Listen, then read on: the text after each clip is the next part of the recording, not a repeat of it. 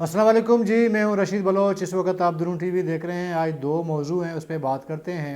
एक बड़ा अहम मौजू है जिसमें इस्लामाबाद हाई कोर्ट ने जो तलबा लापता हुए थे उसका हुक्मनामा जारी कर दिया है। वज़ीर आज़म समेत बहुत सारे बड़े ओहदों पर फाइज शख्सियात को अदालत तलब कर लिया है।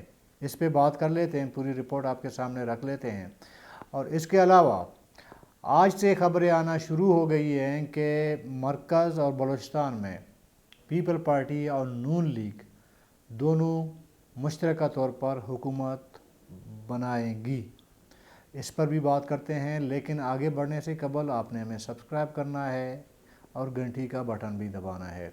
अच्छा जी, सबसे पहले आते हैं हालिया जो मखलूत हुकूमत बनने जा रही है। देखिए, नून लीग और पीपल पार्टी पहले एक दूसरे को हुकूमत बनने के मूड में नहीं थे, लेकिन इतलात ये हैं कि रात गए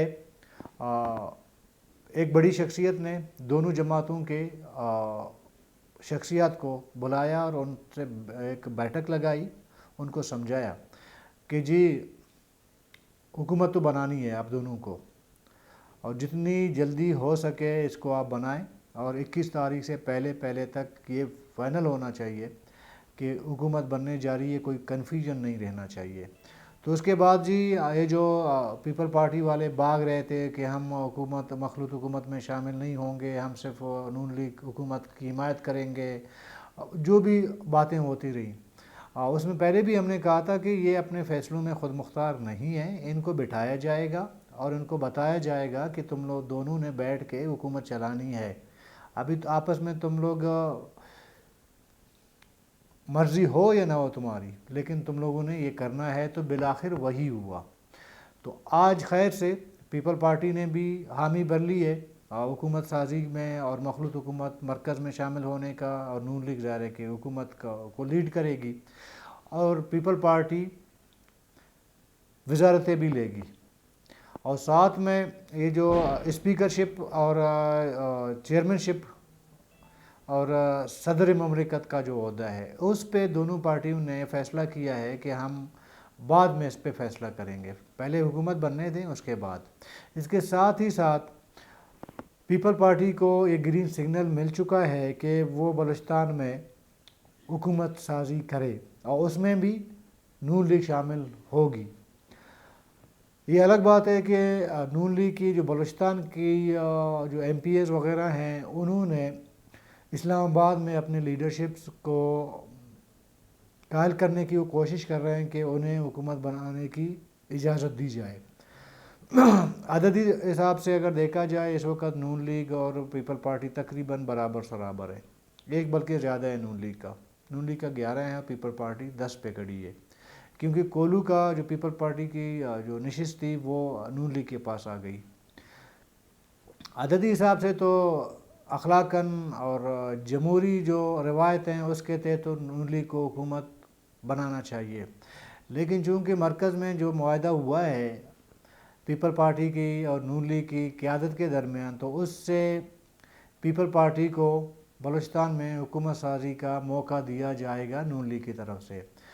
तो बलूचिस्तान में भी हुकूमत साजी पीपल पार्टी करेगी, और नून लीग और बाप उसके मखलूत हुकूमत में शामिल होंगे और बड़ी आसानी से ये हुकूमत बना सकेंगे। बाप फिर उनके मखसूस नशिस्तें जो आएंगी दोनों पार्टियों के, तीन मेरे ख्याल में आएंगी नून लीग और पीपल पार्टी के पास। एक बाप के पास आएगा, ऑलरेडी जो है ये पूरे होंगे, तकरीबन अपना ये पूरा कर लेंगे। अगर फिर भी ज़रूरत पड़ी तो ENP हाजिर है, EMP के 2 अरकान असम्बली वो भी हाजिर हैं, BMP अवामी भी शामिल हो सकती है एक मेंबर के साथ, ये शामिल होंगे। तो आसानी से कौम परस्तों को साइड करके, जमीयत को साइड करके ये लोग अपनी हुकूमत बना सकेंगे। और ये फिर मैं दोबारा मैं आपको दोहराऊँगा, पहले भी मैं कई बार कह चुका हूँ कि बलूचिस्तान की तारीख़ का सबसे कमज़ोर हुकूमत हो सकती है। गो के बाप के दौर में बिल्कुल हुकूमतें मजबूत थीं, ख़ाए वो कुदुस बिजनजब का दौर था या आपके जाम कमाल ख़ान साहब का दौर था, उनकी हुकूमतें मजबूत थी, उनको कोई चढ़ने वाला नहीं था। तांग के ऊपर से कोई आर्डर जारी नहीं हुआ और ऊपर क्या एक मलबा ना गिरा था। तो इस वजह से तो उनकी हुकूमत जो है वो कमज़ोर हो सकती है क्योंकि अपोजिशन बड़ा स्ट्रॉन्ग होगा। ये थी। अच्छा, दूसरी जी अहम ख़बर है वो ये है कि आपको पता है कि इस्लामाबाद से कोई 58 के करीब बलोच स्टूडेंट लापता हुए थे। उनमें से 28 के करीब मुख्तलिफ़ अदवार में बाजियाबी भी हुए थे। तो उनका केस तकरीबन 2-3 महीने पहले की बात है कि उनका केस इस्लामाबाद हाई कोर्ट में वो पिटीशन दायर थी। कई बार इस्लामाबाद हाई कोर्ट ने निगरान वज़ीर आज़म को तलब किया, लेकिन एक बार वज़ीर आज़म ने ओपनली कहा कि मैं नहीं जाऊंगा अदालत। उसके बाद एक और तलबी पे वो बैरूनी मुल्क थे तो वो नहीं जा सके। तो इस पे आज फिर सुनवाई हुई है इस केस की।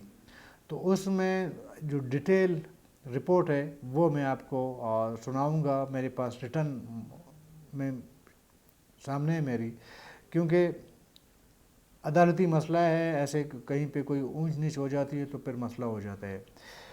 मैं रिपोर्ट पढ़ के आपको सुनाता हूँ। इस्लामाबाद हाई कोर्ट में लापता बलोच तलबा की बाजियाबी का केस। इस्लामाबाद हाई कोर्ट की जस्टिस मोहसिन अख्तर कियानी ने गुज़िश्ता समात का तहरीरी हुक्मनामा जारी कर दिया। ये हुक्मनामा अभी जारी किया है, ठीक है। निगरान वज़ीर आज़म कि 19 फरवरी को इस्लामाबाद हाई कोर्ट तलबी का तहरीरी हुक्मनामा जारी कर दिया गया। जैसे मैंने आपको कहा ना, पहले 2 बार तलब किया था, वज़ीर आज़म साहब ने कहा मैं नहीं जाऊँगा। तो अभी तहरीरी तौर पर हुक्म दिया है इस्लामाबाद हाई कोर्ट ने कि वज़ीर आज़म अनवर हक काकड़ साहब बज़ाते ख़ुद आके अदालत के सामने पेश हों और जो लापता तलबा हैं, स्टूडेंट हैं, बलोच स्टूडेंट, उनके बारे में हुकूमत का क्या मौक़िफ़ है, क्या मालूमात हैं, वो शेयर करें, ठीक है। इसके साथ साथ वज़ीर आज़म के बाद वज़ीर दाखिला, वज़ीर इंसानी हुकूक, वज़ीर दिफा, ये भी 19 फरवरी यानी कि आज जो मैं आपसे बात कर रहा हूँ 18 फरवरी है, तो कल 19 फरवरी के सुबह 10 बजे अदालत के सामने पेश हों। ये हुक्मनामा है। मुतल्लिका वजारतों के सेक्रेटरीज़ भी ज़ाती हैसियत में अदालत में पेश हों, यानी कि महकमा अदालत इंसानी हुकूक का जो सेक्रेटरी है वो वज़ारत दाखिला का सेक्रेटरी, वज़ारत दिफा का सेक्रेटरी, इन्होंने भी बज़ात ख़ुद आके पेश होना होगा, ठीक है। दौरान समाअत अदालत की जानिब से रिमार्क्स दिए गए कि इन लोगों के ख़िलाफ़ मुकदमा दर्ज करके मुतल्लिका अदालत में कानून के मुताबिक फ़ैसला होने दें। अदालत ने कहा कि जो लोग लापता हैं ना, जो स्टूडेंट लापता हैं, उनको कानून के मुताबिक उनके ख़िलाफ़ अगर मुकदमा बनता है, कोई इल्ज़ाम बनता है, मुकदमा आप दर्ज करें और उनको सामने लाएं ताकि फिर अदालत फ़ैसला करे, यानी मुकदमा उन पर दर्ज करें, उनको लापता आप नहीं कर सकते। अटारनी जनरल की गुज़िश्ता समाअत पर यकीन दहानी के बावजूद तलबा को बाज़ियाब नहीं कराया गया। इससे पहले 2 समाअतें जो हुई थी उसमें अटारनी जनरल ने अदालत को ये यकीन दहानी कराई थी कि हम जो लापता स्टूडेंट हैं बाज़ियाब कराएंगे उनको।